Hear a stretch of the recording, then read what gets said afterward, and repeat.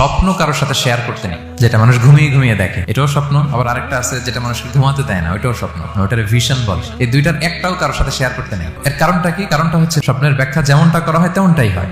আপনি একটা স্বপ্ন দেখলেন, একজনকে একটা বললেন, সে হুট করে একটা ব্যাখ্যা দিয়ে দিল, ওইটাই হয়ে যাবে। এটা আপনার জন্য ভয়ঙ্কর হয়ে যেতে পারে। এক লোক এসে মুহাম্মদ ইবনে সিরিনকে বলল যে আমি দেখলাম আমার ছেলে পানি খেতে খেতে পেটটা এত বড় হয়ে গেছে।